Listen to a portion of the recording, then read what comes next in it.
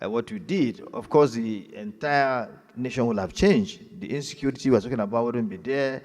Um, Rural urban migration will be reduced to the barest minimum. The economy of the local government's area will be booming, and so on and so forth.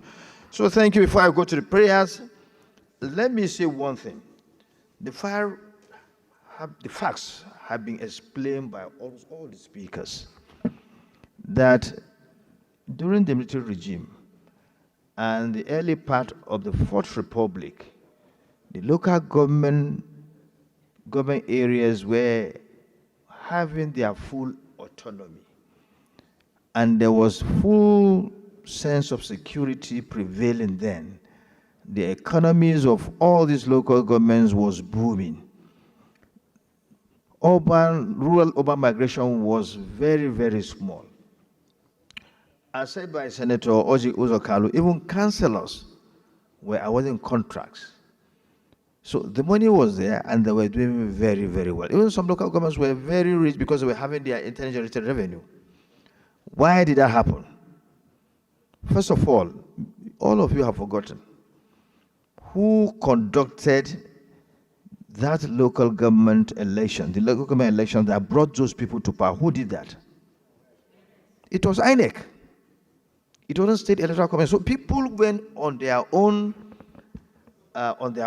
contested for elections. They weren't, errand boys of anybody, and they won their elections. These are people that had credibility, that knew what they were doing. And so that's why you have that scenario being the way it was. But later what happened? Later the elections were conducted by state electoral commission, and there were no elections. Even now, elections were just called elections. Some will even swear in shrine, in churches, in mosques that, okay, if you put my name, I will ever be loyal to you, and so on and so forth. So what do you expect from those people? So they will, after the grants have been given to local governments, they will give them blank check, they will sign, and that money will be removed in line with the whims and caprices of the state governors. We know this. You see paperwork. You see, everything being done properly, but that is just what you could see on a mere paper. But the real thing is done in line with the whims and caprices of the state governors. So there are chains of action to be taken. It's not only for us to vote for the autonomy of local governments. We must vote for a body different from a body that be controlled by state government to conduct local government elections. Otherwise, forget it. We must return local government elections to INEC. Or if you are not returning to INEC, create a body which is independent of state governors in the first place. If you do not that, if you don't follow this chain of actions, and you say you want to have autonomy, even with this proposal we're having, we'll go and do it. But who are those to man or to control those funds? Chairman. Appointed by who? By governors. So in Hausa, we say, but the church doesn't even. It doesn't change anything.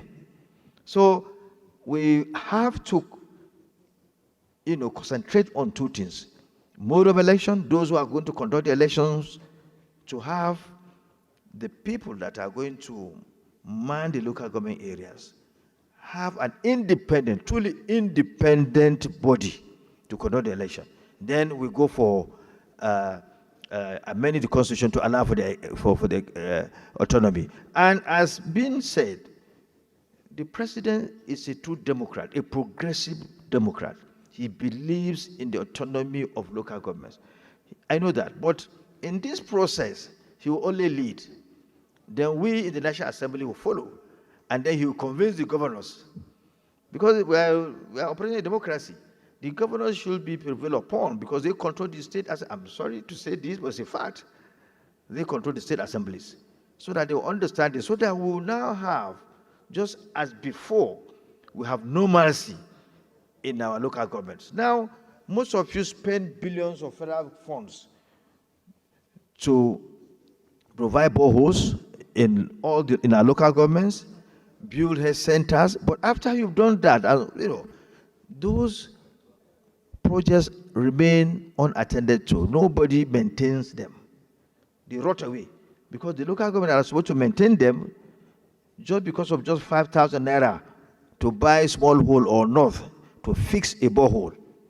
That borehole remain like that without being fixed, and it will no longer be used by the locals because the councillor or the local government chairman that will provide that money does not have.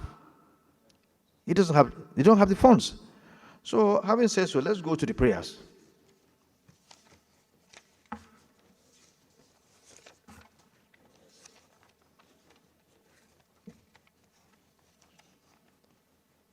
Prayer 1. Urge the President, Commander-in-Chief of the Armed Forces of Federal Republic of Nigeria to 1. Champion the cause of full autonomy for local governments in our nation. The challenges we face: persistent security threat, rural-urban migration, decaying infrastructure, and widespread unemployment demand bold action, and we believe that empowering local governments holds the key to unlocking a brighter future for all Nigerians.